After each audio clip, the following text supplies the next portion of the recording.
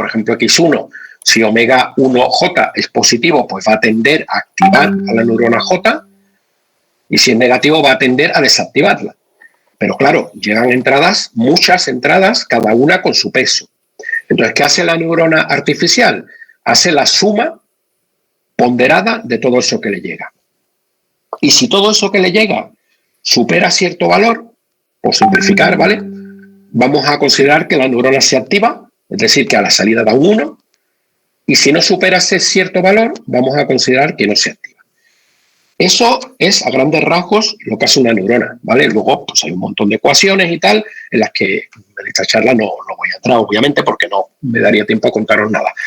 Entonces, esto es un ejemplo, ¿vale?, de red de neuronas muy concreta, de un proyecto. La verdad es que he metido poca información de proyectos, los que hemos desarrollado en mi grupo, pero bueno, este quizá es uno, este sí es uno de ellos, un proyecto simplemente que era capaz de determinar el consumo que iba a tener un conductor en un coche eléctrico a partir de ciertas variables de entrada, ¿no?, que tenían que ver con cómo aceleraba, cómo frenaba, etcétera. Pues esto es una red de neuronas, que es conectar muchas neuronas de esas que os he enseñado, que en este caso son las que están representadas por círculos, pues conectar muchas de ellas, y normalmente se hace por capas, ¿vale? No se conectan todas con todas, sino que se organizan por capas. Esto es un tema práctico, simplemente al organizarlas por capas, pues podéis ver que puedo almacenar la salida de cada capa en un vector y las conexiones de una capa con la siguiente en una matriz, ¿vale? Y a la hora de procesar eso en el ordenador, pues es bastante cómodo.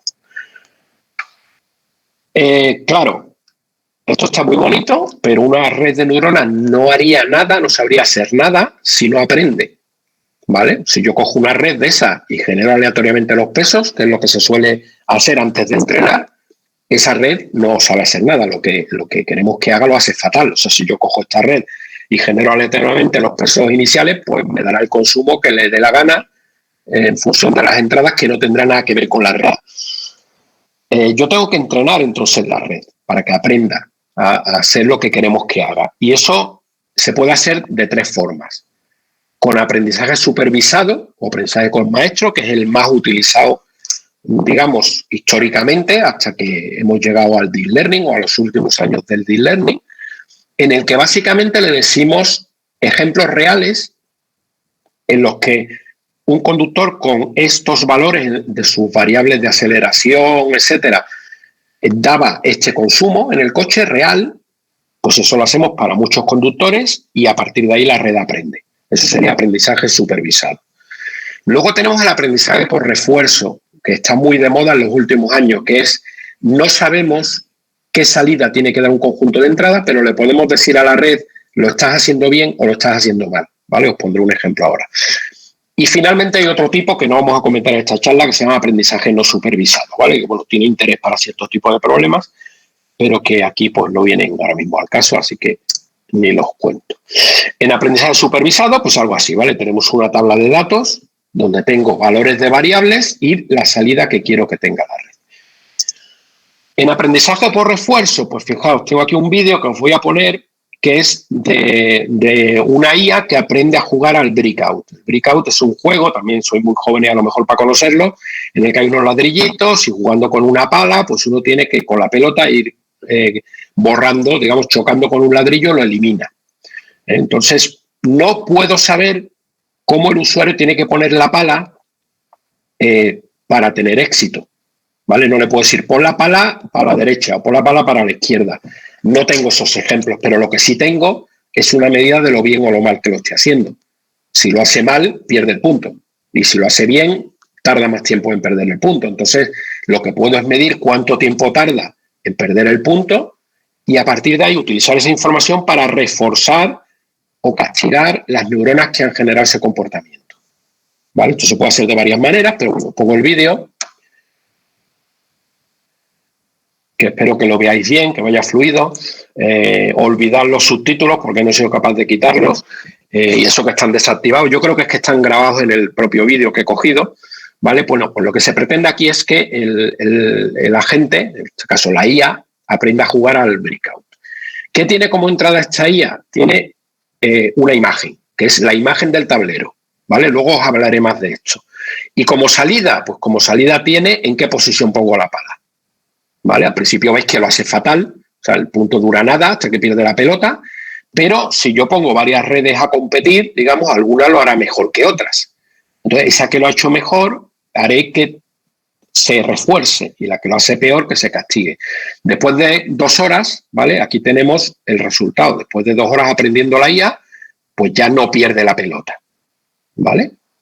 No pierde la pelota, o tarda mucho en perderla, y vemos que bien, que ya es un buen jugador de breakout. Pero cualquiera que haya jugado al breakout sabe que la estrategia buena es intentar meter la pelota por un hueco para que rompa ladrillos por la parte de atrás, ¿vale? Esto pasa en esa IA a las 4 horas, ¿vale? Ahora veremos, ¿veis cómo ataca fundamentalmente al lado izquierdo? Porque así consigue antes abrir ese túnel para meter la pelota. Y él ya la ha metido y rompe un montón de ladrillos por detrás, ¿vale? Bueno, esto es lo que os quería, un ejemplo de aprendizaje por refuerzo que os quería enseñar, ¿vale? Esto es otro que me encanta, ¿vale? En este caso, fijaos que os cuento un poco, esta red de neuronas que está pintada arriba a la derecha es la que gestiona a un coche, ¿vale? Estos son coches que miden 5 medidas, 5 sensores que tienen en el frente, que miden de frente 45 grados a la izquierda, 90 grados a la izquierda, 45 grados a la derecha y 90 grados a la derecha. Es decir, tiene 5 medidas, que son las 5 neuronas que veis ahí de entrada a la red. Y tiene 2 salidas, que es en qué posición pone el volante y cuánto pisa el acelerador. O sea que esas 2 salidas van directamente al control del coche. ¿De qué se trata? Pues al principio las redes se generan aleatoriamente y los coches veréis que se estrellan de inmediato. Lo que vamos a representar en el dibujo, arriba a la derecha, es la red del coche que más éxito tiene. Es decir, el que tarda más tiempo en estrellarse o el que va el primero y todavía no se ha estrellado, ¿vale? ¿Cuál es el refuerzo aquí? Que si el coche avanza más, eso es más refuerzo positivo. Si el coche se choca pronto, o sea, digamos que el tiempo que tarda en estrellarse sería el refuerzo que tiene esa red, ¿vale? Y en este caso el aprendizaje se hace por algoritmos genéticos, que bueno, como os he dicho, es otra rama de la inteligencia artificial y es uno de los mecanismos que se utilizan en refuerzo.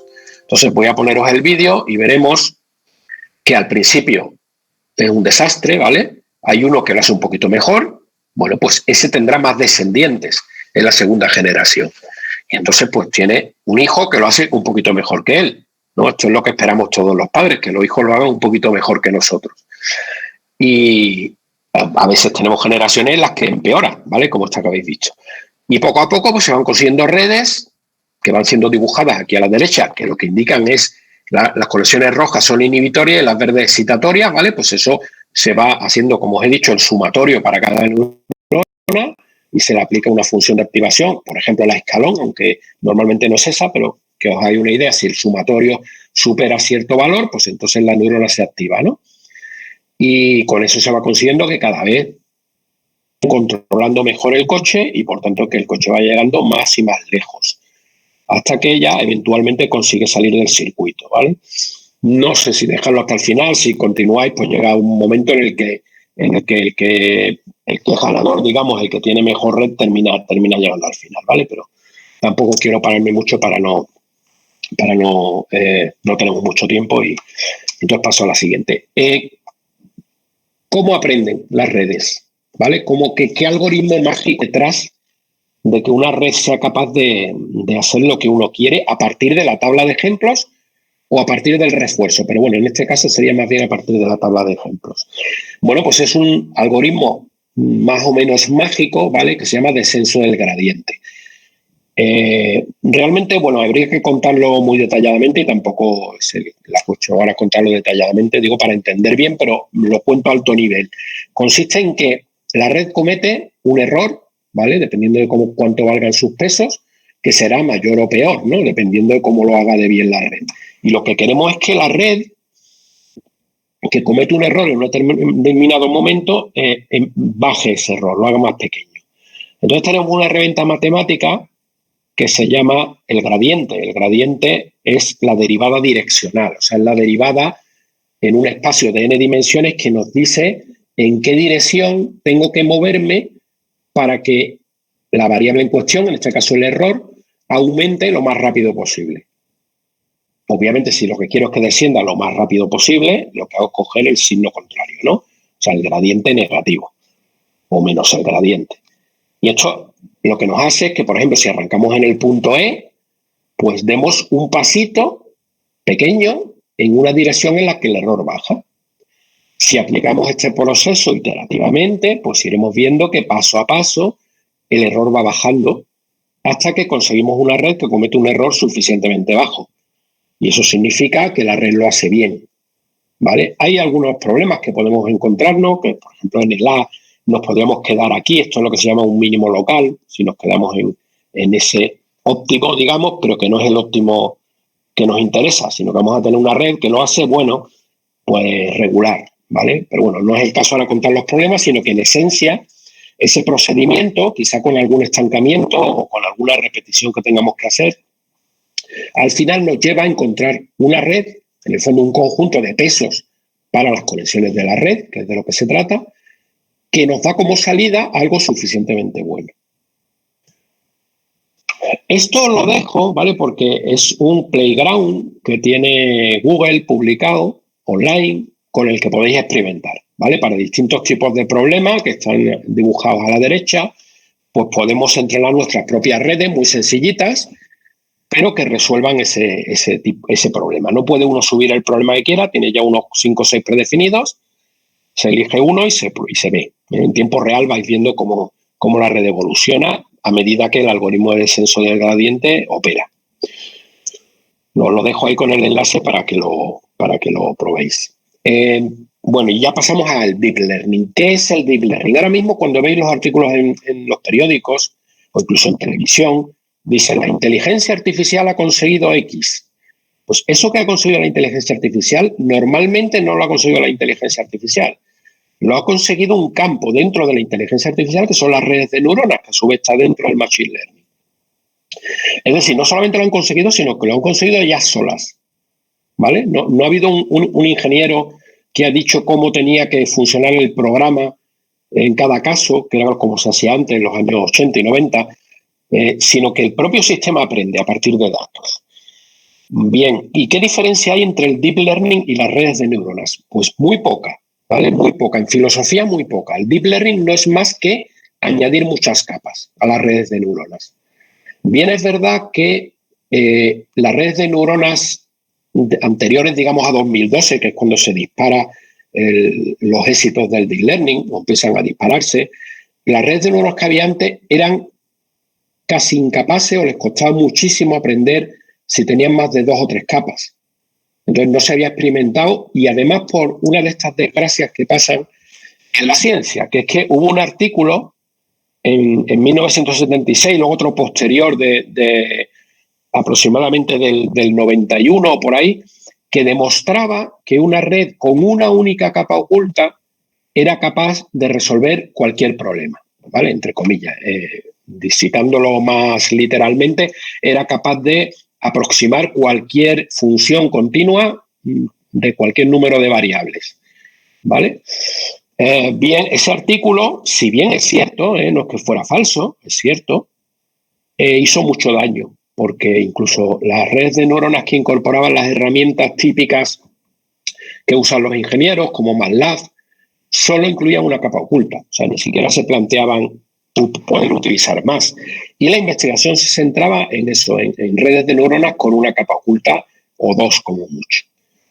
Y el caso es que cuando uno mete más capas, no es que consiga hacer cosas que no pueda hacer con una capa, sino que las puede hacer mejor. O sea, las puede hacer con menos neuronas y sobre todo las puede conseguir que esas redes generalicen más. ¿Qué significa generalizar? Pues significa que la red que aprende con unos datos, cuando luego se enfrenta a otros datos, lo haga bien. Es decir, trasladado a lo que pasaba con ciertos estudiantes en secundaria, que todos lo habréis conocido, es que fulanito se aprende los problemas de memoria. Bueno, pues si tú te aprendes el problema de memoria, cuando te ponen un problema distinto no sabes hacerlo. ¿Te sabes todos los que se han hecho en clase? ¿vale? Pero si cambia el problema, pues no eres capaz de hacerlo. Eso es generalizar. Y eso es lo más importante, el concepto más importante relacionado con el Machine Learning en general, no solo con las redes de neuronas. Vale, entonces, pues las redes con Deep Learning lo que han demostrado es que generalizan mejor. Y en particular son espectaculares aplicadas a un tipo de problema que es el problema de tratamiento de imágenes o de visión artificial. ¿De acuerdo? Esto os lo muestro en otro gráfico.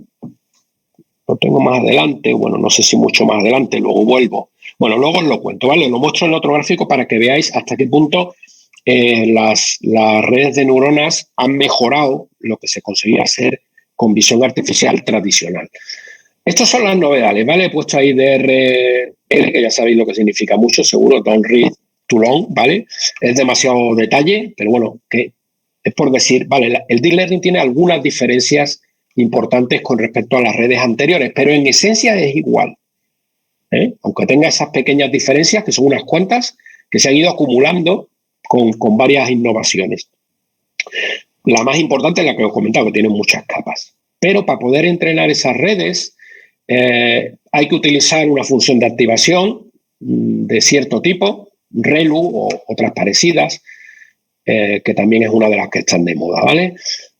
No voy a pararme a comentar todos los detalles, ¿vale? Porque sería demasiado también prolijo y no tenemos tampoco tanto tiempo. O sea, ahí lo dejo puesto, ¿vale? El que quiera investigar, pues tiene los nombres de las innovaciones, solo vale buscarlas en la red, incluso en Wikipedia en inglés, os las van a explicar más o menos bien. Bueno, uno de los mayores éxitos han sido las redes de convolución, ¿vale? Aunque hay otras que a lo mejor menciono pues, lateralmente, justamente la que ha mencionado Diego, que son las redes GAN. He ocultado las diapositivas, pero si alguien tiene interés las puedo desocultar y comentarlas un poquito. ¿Qué son las redes de convolución? Bueno, pues son redes que aparte de sus capas full connected, que eran las de siempre, las que han aparecido en lo que os he enseñado hasta ahora, utilizan otro tipo de capas que se llaman capas convolucionales, ¿vale? Las capas convolucionales son capas, sin pararme mucho, que hacen una convolución. ¿Y qué es una convolución? Vale, esto no lo he ordenado correctamente porque ahora viene lo que os quería enseñar. Pues lo que es una convolución os lo enseño ahora después, ¿vale? Perdonadme, pero lo he preparado un poco rápido y no he ordenado las transparencias perfectamente. Esto es, digamos, la gran puesta de largo de las redes Deep Learning, especialmente las redes convolucionales. En relación con un premio que se convoca todos los años que se llama Imagenet. ¿Vale? Pues Imagenet, el más ambicioso, tiene 1000 categorías de cosas. Esto es un ejemplito en el que veis que, pues no sé, tenéis una categoría de aviones, otra categoría de coches, otra categoría de aves. Y se trata de que un sistema de visión artificial sea capaz, cuando tú le pones una foto de algo que, por supuesto, no está entre los ejemplos con los que aprendes, sino que son distintas, sea capaz de clasificar correctamente de qué tipo es. Fijaos que el problema es bastante duro, porque podéis tener aviones de perfil, aviones de frente, aviones militares, bueno, si miramos las aves, podéis tener un avestruz al lado de un gorrión, un gallo, o sea, que se parecen pues muy relativamente. Incluso veis hay una que es la cabeza del avestruz solo. Entonces, el problema es muy, muy, muy complicado, ¿vale? Y esto, pues, hasta 2012 se resolvía con métodos tradicionales de visión artificial, que es otra rama precisamente de la inteligencia artificial, ¿vale? Que no la he puesto yo en el listado, pero también es un campo dentro de la inteligencia artificial. Bueno, pues lo que sucede es que aquí en este gráfico tenéis 2010-2011, ¿vale? Un puntito por cada concursante, digamos, cómo quedó cada uno, ¿no? Y veis que todos son azules. ¿Por qué? Porque son métodos tradicionales, ¿vale? Computer Vision tradicional. Y en 2012 aparecen 2 modelos usando Deep Learning. Y fijaos la paliza que les meten. O sea, suben de un acierto del 74% aproximadamente al 84%, o sea, o al 85%. Suben un 10% en un año. Fijaos en lo que pasó entre 2010 y 2011. Subió, pues a lo mejor un 1%, el mejor algoritmo. Y a partir de ahí viene lo divertido. En 2013 ya empezaron a pasarse a Deep Learning, casi todos los que trabajaban. Y fijaos que siguen dándole una paliza considerable y llegando al 90% el mejor método. En 2014, 95% y en 2015 ya en el 97%. Bueno, aquí hay un poco de trampa, ¿vale? Porque este porcentaje de acierto no es que clave en la categoría a la que pertenece la imagen, sino que la categoría está entre las 5 que propone la red. O sea, la red, cuando activa sus neuronas, dice, vale, las 5 que más activo son estas. Y si está ahí dentro a la que realmente pertenece el ejemplo que se le ha mostrado, se considera un acierto, ¿vale? Se llama top 5, esa manera de analizar. Por supuesto, también se puede utilizar en lo que sería el top 1, que es decir, vale, la que propone la red con más activación es o no es, y ahí el porcentaje es más bajo, ¿de acuerdo? Pero es que fijaos que desde 2015 se está superando al humano. Y me diréis, pero es que un humano no es capaz de reconocer que la imagen que está viendo es un semáforo. Bueno, pues ahí tenéis los captchas, ¿no? ¿Cuántas veces os confundís cuando os dicen marque semáforos, marque montañas, ¿vale? Y no marcáis las 3 que son, os equivocáis en una.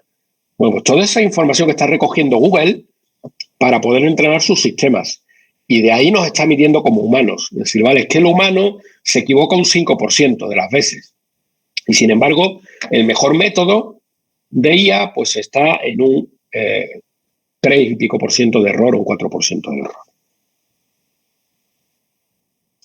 Bueno, esto me lo salto porque es que una cosa que se está viendo es que a medida que se introducen más capas se va mejorando, ¿vale? Este gráfico está un poco mal hecho porque va al revés, pero la última red que figura, esto se ha seguido mejorando, ¿vale? Pero los datos los he cogido hasta 2015, pues esta que tiene un 3,57 de error, aquí lo tenemos cuantificado, ya tenía 152 capas de neuronas, ¿vale?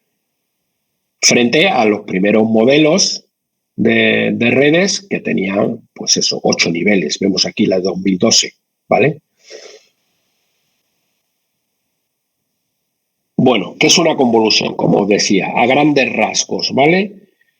Una convolución es una operación, os lo pongo aquí en el gráfico mejor, que se aplica a una imagen para obtener una imagen transformada, ¿vale? Dependiendo de los valores que yo tenga en esta máscara de convolución, tendré un resultado diferente.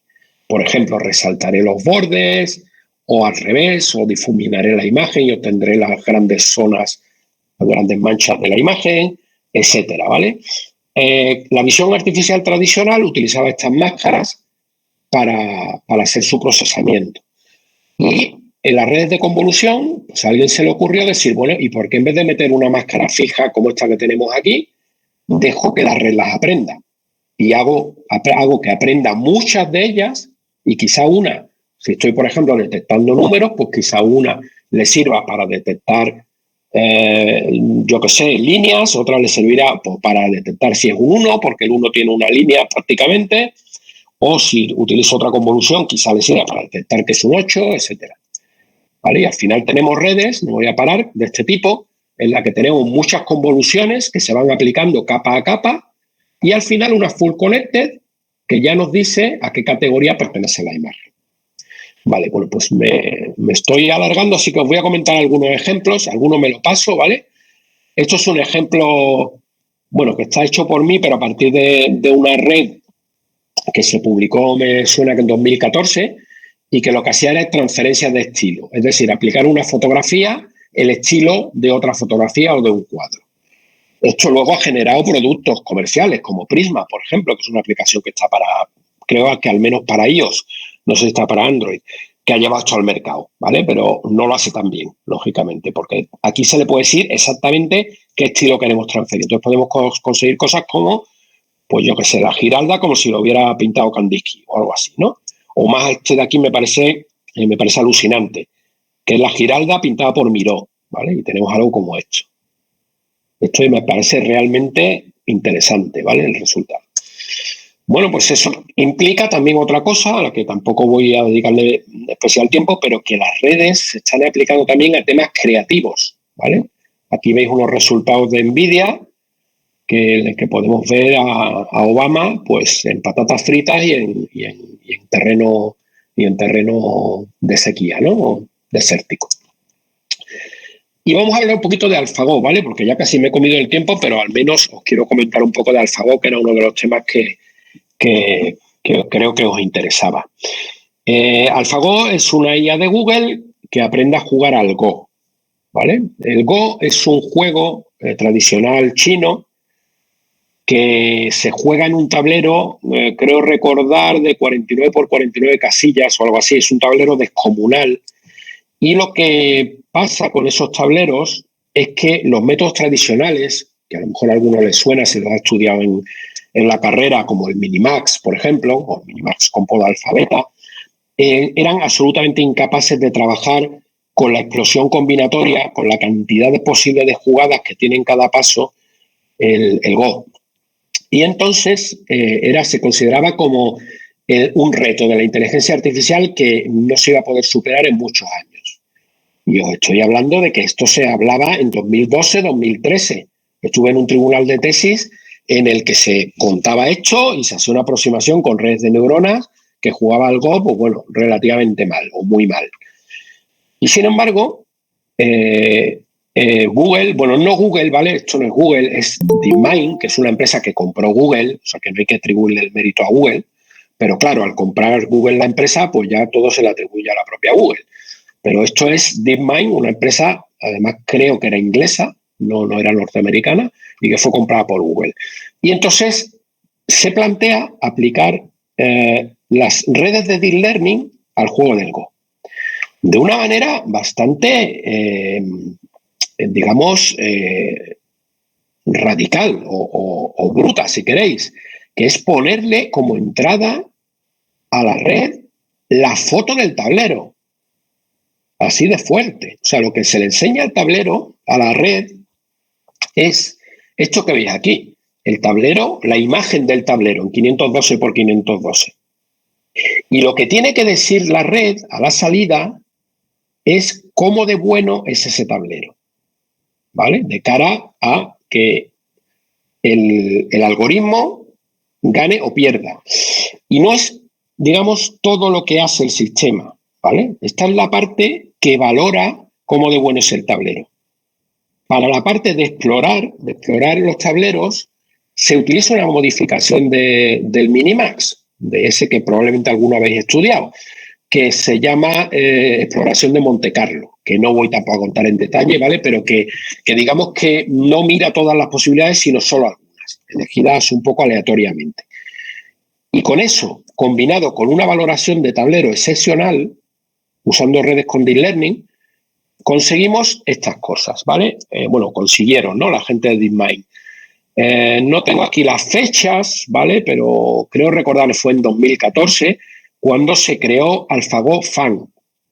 AlphaGo Fan fue un primer sistema en el que la valoración de tableros la hacía una red con Deep Learning a partir de las valoraciones de un conjunto de ejemplos, ¿vale? Utilizando aprendizaje supervisado de dados por cuánto valía el tablero dado por Fan Hui, que es el campeón europeo, ¿vale? A la que AlphaGo Fan, cuando aprendió, le metió un palizón de 5-0 y fue súper criticado por toda la comunidad de jugadores de Go. Tenéis un documental fabuloso que está en Netflix y creo que a día de hoy también está en YouTube para verlo gratuitamente, ¿vale? Pues hay un documental que cuenta todo esto, ¿vale? Entonces Fan Hui fue criticado diciendo que bueno, que era el campeón de Europa, pero que eso era poca cosa porque en Europa la gente no jugaba al Go y eran malísimos. Que el que sí que era bueno era el campeón del mundo, Lee Sedol. Entonces lo que hizo DeepMind fue contratar, perdón, porque os he dicho que Fan Hui daba las salidas, no las daba. En principio metían salidas de partidas de Go, ¿no?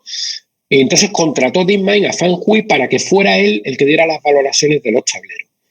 Y con eso entrenó a AlphaGo Lee, o se entrenó a AlphaGo Lee.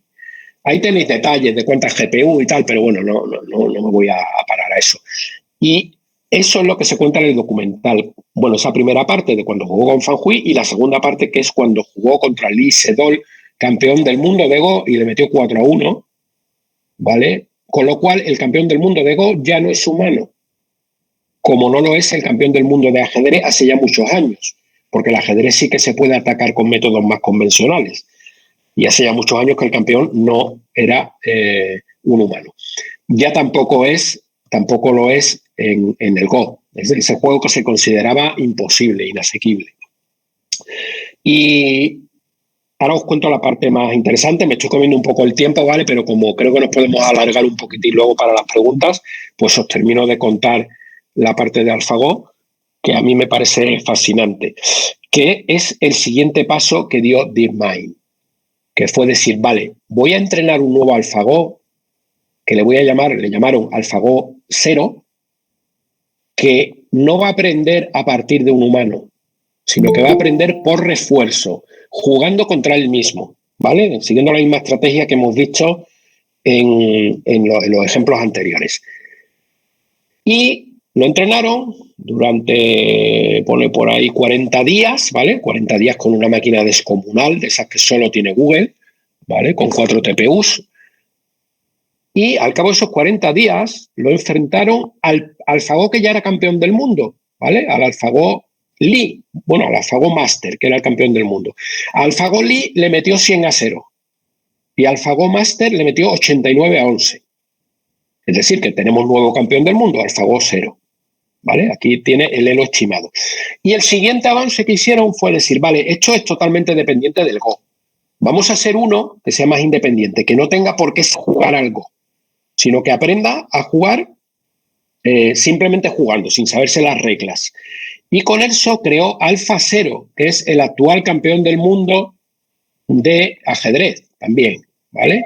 Y que también fue capaz de relativamente ganarle de ganarle en parte a los AlphaGo anteriores, ¿vale? Bueno, ¿qué nos dice esto? Nos dice que el aprendizaje por refuerzo en aquellos dominios donde se puede aplicar puede ser sorprendentemente bueno, ¿vale? Y en particular se ha aplicado a ciertas estrategias, por ejemplo, en control, ¿vale? En aprendizaje de videojuegos. Entonces, en un algoritmo que ya se ha denominado Mu0, ¿vale? Tengo un vídeo, voy a saltarme cosas porque en algún lado, bueno, aquí tengo la discusión. No, pues no he puesto el vídeo, tengo un enlace, ¿vale? Os lo dejo en las diapositivas para que lo veáis, creo que lo he puesto. Ah, bueno, no, perdón, lo hemos visto antes en el ejemplo que he puesto del breakout, ¿vale? Entonces, lo que quería era haceros una reflexión sobre el deep learning final, que la tenemos por aquí. Bueno, no hace falta ni siquiera... Tengo otro ejemplo por ahí que está en el enlace, ¿vale? Que es de reconstrucción de vídeo y de imágenes de una película de las originarias de los hermanos Lumière, también es bastante interesante. Y aquí tengo para terminar y pasar a las preguntas, ¿vale? A lo que nos dé tiempo, pues os pongo un comentario final, ¿vale? Que es, a ver si pongo la diapositiva, ¿vale? No sé si se sigue viendo, si se ha dejado de compartir cuando he parado la... no, se ha dejado de compartir, ¿vale? Lo pongo en una ventana, pero vamos, tampoco casi, a lo mejor merecía la pena poner la diapositiva, sino comentar una cosa, ¿vale? Una cosa me parece significativa. A ver, hay muchas tareas en las que los humanos son mejorables. Otras que no, ¿eh? Hay otras que la IA, por ejemplo, en jugar contra videojuegos, la IA supera a los humanos, no sé si en 70 y tantos videojuegos de Atari, pero hay otros en los que no, ¿vale? Ya digo, sin tener conocimiento ni de qué está haciendo el juego, simplemente por refuerzo. O sea, muevo el joystick, ¿cómo tengo que mover el joystick? Si le tengo que dar o no al botón de disparo y ver si tengo éxito o no con eso, sin saber lo que hay al otro lado. Bueno, como entrada meto la imagen. Sorprendente, ¿vale? Sorprendente, quizá apunte en el camino de esa IA dura tipo HAL 9000, pero eso ya os digo que está lejos. Hay ciertas cosas que los humanos quizás están limitados. Por ejemplo, jugando algo, los grandes maestros de Go ahora están preguntándose qué es lo que hace también AlphaGo 0, porque a veces hace jugadas que los grandes maestros dicen, uy, aquí ha metido la pata, y sin embargo va y gana. Entonces los grandes maestros están estudiando a AlphaGo 0 las jugadas que hace para ver si entienden nuevas estrategias y nuevas maneras para jugar ellos. Es decir, que hay un tema aquí interesante, que es cómo los humanos podemos aprender y mejorar a partir de cosas que hacen las IAs. ¿vale? Otro ejemplo final interesante es que se ha desarrollado un proyecto en el que, por aprendizaje supervisado, en este caso, se tenían electrocardiogramas de pacientes y luego si ese paciente al año siguiente había muerto o no. Y con eso se entrenó una red de Deep Learning. ¿Qué pasó? Pues que la red de Deep Learning predecía mejor quién se iba a morir que los especialistas humanos. Entonces, ahí los especialistas humanos pues tienen que estudiar a ver por qué esa red predice mejor que ellos, porque el especialista veía el electrocardiograma de alguien que había muerto al año siguiente y decía, pues yo no veo nada, lo veo normal. Y sin embargo, la red estaba viendo algo, porque le hacía decir que sí se iba a morir. Y bueno, con eso termino, ¿vale? No quiero alargarme más, hay muchas otras cosas que podríamos debatir, pero prefiero dejar un turno de preguntas, ¿vale? Porque ya me he alargado bastante más hay 45 que queríamos terminar, así que dejo la palabra al moderador.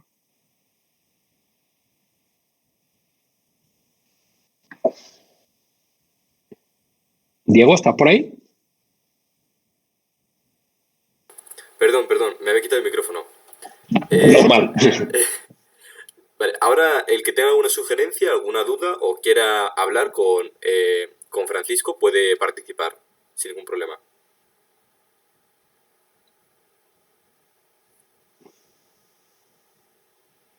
Yo tengo una pregunta. Dime. Al final las redes neuronales han tenido un desarrollo muy reciente, pero no siempre ha sido así las técnicas que se utilizaban en los programas, bueno, sí, como decirlo, en el campo de la inteligencia artificial. ¿Tú cómo ves el futuro de este campo? ¿Se van a seguir utilizando redes neuronales? Vale, claro, le has preguntado a alguien que digamos que es tendencioso, ¿vale? Porque yo llevo trabajando en redes de neuronas pues más de 25 años y realmente no son tan recientes. Lo que es muy reciente es el deep learning, ¿vale? Como digamos, o sea, redes de neuronas con muchas capas. Pero yo he creído siempre en las redes de neuronas, sobre todo me ha fascinado siempre que fueran capaces de aprender ellas. Entonces, ¿cómo veo yo la inteligencia artificial en general? Y seguramente muchos investigadores en inteligencia artificial no estén de acuerdo conmigo, ¿vale? Porque trabajan en otros campos. Pero a mí nunca me ha atraído la inteligencia artificial simbólica, que es, digamos, la otra rama fuerte, que es la que existe, pues, prácticamente desde la fundación de la inteligencia artificial, hablamos en 1956, y las redes de neuronas tienen un origen casi anterior, ¿eh? O sea, las redes neuronales tienen verdadero origen en los años 30 o 40 del siglo pasado. O sea, que lo que pasa es que el primer método de aprendizaje, o sea, que esas redes aprendieran solas, es del año 58, 59. Y el verdadero avance que hubo en redes de neuronas que las hizo más capaces fue en el año 86 con el algoritmo de Deep Learning, este que os cuento de descenso del gradiente y tal, sin entrar en detalles. ¿Cómo veo yo el campo actualmente? Yo creo que no es casualidad que las redes de neuronas estén teniendo ese éxito descomunal, ¿vale? Sobre todo con Deep Learning. Y creo que están aquí para quedarse muchísimos años siendo quizá el método más potente que tiene la IA entre manos. Bien, es verdad que tienen algún inconveniente. Por ejemplo, a día de hoy, una red de neuronas es capaz de hacer las cosas muy bien, por ejemplo, de saber si un tipo se va a morir a partir de su electro, pero no es capaz de explicarnos por qué se va a morir, por qué ella cree que se va a morir. Tiene que llegar un humano luego y ver si descubre por qué la red ha decidido eso. Pero en el fondo, lo que hace la red es echar cuentas con muchos números. Entonces, los sistemas simbólicos tienen mayor capacidad explicativa. O sea, de cuando toman una decisión, explicar por qué. A mí otro método, más bien tradicional, que sí que me parece muy interesante y se usa mucho en Machine Learning, que son las redes, el ID3, por ejemplo, son aprendizaje de reglas, ¿vale? También a partir de datos. Entonces lo he mencionado antes como, perdona, pero se me ha ido justo ahora la palabra de la cabeza, bueno, cosas ya que nos van pasando con cierta edad. Lo tengo en la presentación, pero bueno, os dejo de compartir y os digo el término que lo tengo aquí en la transparencia, pues no los tengo tampoco. Árboles de decisión, ¿vale? Árboles de decisión, construcción automática de árboles de decisión y en particular algo que se llama Random Forest. Eso tiene mucha aplicabilidad y funciona muy bien en Machine Learning. Claro, no son capaces de tratar con visión artificial. Digamos que sirven en Machine Learning pues más a partir de datos, de tablas de datos, de una base de datos y cosas así. Entonces sí que creo que la IA clásica sigue teniendo su campo. Pero ahora mismo el 99, por no decir el 100%, de todo lo que se menciona como éxito de la IA son redes de neuronas. Es así, nos guste o no nos guste, o les guste o les guste a mis compañeros de área, ¿no? Entonces, bueno, pues si es así, por algo es. ¿Y no hay ningún punto de contacto entre lo que es la IA más simbólica y las redes neuronales? Poco, ¿vale? Se ha intentado, bueno, hay un punto de contacto que es en el lenguaje natural, pero bueno, tampoco te creas, porque al final el tratamiento del lenguaje natural, que tampoco he puesto nada de eso, en el fondo se basa en numerizar las palabras, digamos, de alguna forma, ¿vale? No hay mucho punto de contacto. La IA tradicional se basa en símbolos y el deep learning se basa en números. Es lo que se llama IA simbólica o IA subsimbólica. Se ha intentado, ¿vale? Se ha intentado cosas como generar un sistema experto a partir de una red de neuronas, intentar combinarlo de alguna manera, pues hay publicaciones que lo intentan, pero a día de hoy, a nivel práctico, utilizándose en la industria, no hay nada. Y al final la industria es lo que te da una medida de si un método es útil o no, ¿vale? Porque si fuera útil, ya lo estarían haciendo. Y no, poco contacto, muy poco contacto. De hecho, te voy a decir más, hasta mitad de los años 90, las redes de neuronas no fueron admitidas como un campo más de la inteligencia artificial. O sea, había un fuerte rechazo, yo eso lo he vivido a lo largo de los finales de los 80, principios de los 90, había un fuerte rechazo a que fueran consideradas inteligencia artificial. Les parecía un método pues un poco chapucero, ¿vale? Que no estaba soportado por la lógica clásica y que se basaba en echar cuentas con números y tal y cual. Pero claro, al final lo que está mandando, os cuento una anécdota. Yo tengo un compañero que ha trabajado en visión artificial toda su vida, es un grandísimo especialista en visión artificial y que se metió un poco conmigo. De, bueno, vosotros los de las redes de neuronas y no sé qué. Me lo encontré hace 3, 4 años y le pregunté, oye, ¿a qué dices ahora de las redes de neuronas? Porque lo vi que aparecía dando clases de deep learning. Y dice, bueno, claro, es que están funcionando bien. Digo, pues eso es lo que... O sea, que la misma gente que trabajaba en cosas más simbólicas se está pasando a trabajar con redes. Algunos, otros no.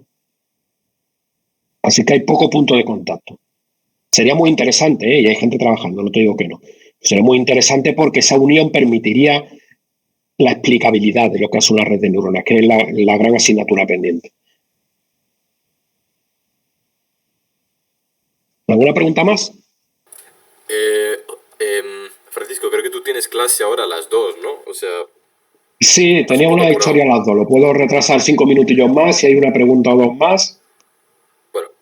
Bueno, sí, yo quería preguntarte una cosa un poco rápida también, que es, realmente has explicado que ahora hay algoritmos de inteligencia artificial que hacen las tareas mejor que los humanos y de forma que los humanos no pueden entender, pero eso, aunque existe todavía, la sociedad de alguna manera no es consciente de ello, pero cuando empiece a serlo, cuando ciertos procesos que son rutinarios dentro de la sociedad, como era el médico o lo que sea, lo lleva a cabo una inteligencia artificial, ¿cómo crees que la sociedad realmente lo va a enfocar? Y si es bueno para la sociedad realmente que haya ciertas cosas que no la hagan humanos. No sé si va a ser que si la sociedad va a poder convivir o los profesionales van a poder convivir con la inteligencia artificial o va a haber un momento en el que algo se tenga que imponer. No sé cómo lo ves tú. Pues a ver, yo creo que el mejor enfoque que se le puede dar a la inteligencia artificial no es el de sustitución del humano, es el de asistente al humano. O sea, yo no creo que una IA pueda suplantar al médico, porque el médico hace muchas más cosas que diagnosticar. Sí que creo que seguramente mejorarán a los médicos en algún momento en diagnóstico,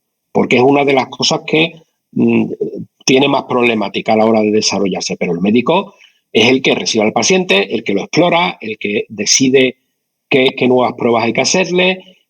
O sea, yo lo que sí creo es que una IA puede ayudar, servir de apoyo al médico. Creo que ese es el mejor escenario, ¿vale? Evidentemente hay tareas más de tipo rutinario, como yo que sé, llevar la contabilidad de una empresa, pues que seguramente El contable, bueno, es que el contable probablemente ya ha sido sustituido o simplemente ha quedado también utilizando la herramienta que es el programa de contabilidad en el que mete las cosas y les da sus resultados. ¿Qué hace la IA que no haga un programa de contabilidad? Pues le puede dar a lo mejor consejos financieros de qué tiene que hacer para mejorar pues, la fiscalidad de la empresa o para mejorar dónde tiene que invertir la empresa, ese tipo de cosas. Y el asesor fiscal de la empresa lo utilizará.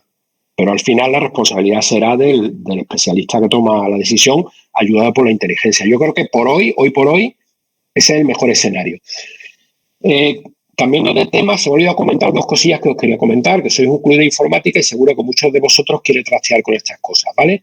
Lo que os recomiendo desde ya es, uno, estudiar Python, que es el lenguaje que se utiliza en prácticamente todos los proyectos de inteligencia artificial.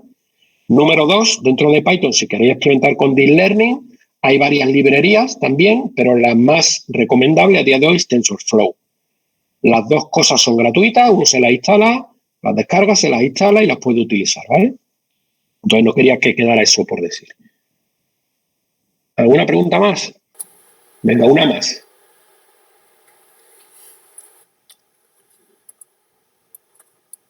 Respecto al reconocimiento de imágenes, ¿podrías ponernos una diapositiva? O sea, quería preguntarte sobre el tema de que dices que utiliza muchas capas en vez de utilizar una en concreto. Sí. Que era una matriz de 3x3 o algo así. Sí, no he querido pararme mucho. Sí, a ver, voy buscando la diapositiva. Aquí. Sigue. Mientras la pongo. ¿Realmente esas matrices lo que hacen es cambiar el peso de las neuronas o cuando pasan a conducir o no conducir, me imagino? ¿O qué es lo que hacen? A ver, el aprendizaje consiste en cambiar el peso de las neuronas, ¿vale? En eso consiste el aprendizaje. Una vez que la red ha aprendido, ya ese peso queda fijado. Un segundito que comparto. Vale.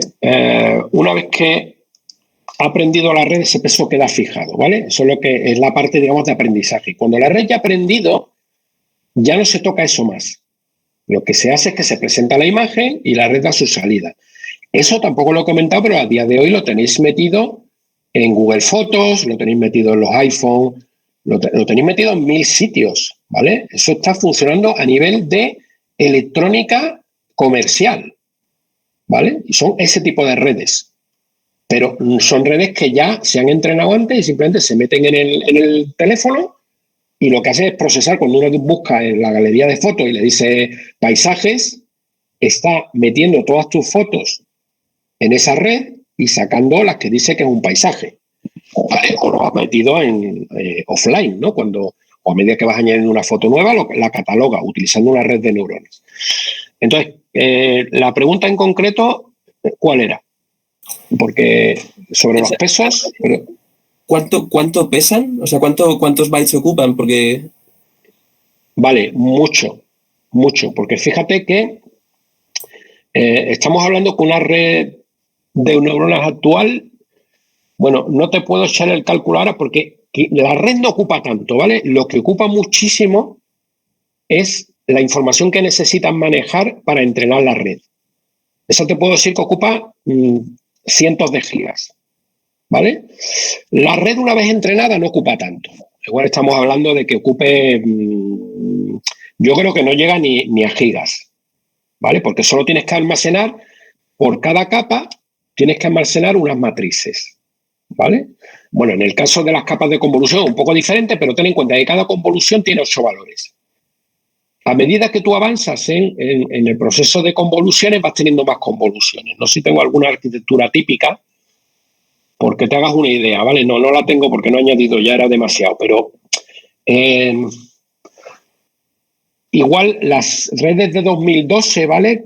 Que hemos visto que tenían 8 o 9 capas, cada capa es un número de convoluciones y cada convolución tiene 8 valores, ¿vale? Que son los que determinan la convolución. Y las capas full connected, es así, si tú tienes 100 neuronas de entrada y 100 de salida, pues tendrías 100% conexiones. O sea que al final estamos hablando pues, de unos megas para almacenar todo eso. ¿Vale? Esos megas, por supuesto, los guardan en disco y cuando vayas a usar la red los cargas en memoria y los usas. Vale, entendido, gracias. De nada. Bueno, pues parece que no hay más preguntas, ¿no? Diego. No, y además que tampoco queremos retrasarte mucho para tu clase. Bueno, pues muchísimas gracias, Francisco, por el tiempo que nos has dedicado y por explicarnos todos estos conceptos. Te lo agradecemos mucho. Vale, bueno, lo que espero es que alguno de vosotros le meta mano, se ponga a programar, porque lo verdaderamente bonito de esto es aplicarlo a problemas y ver los resultados que se obtienen. ¿Vale?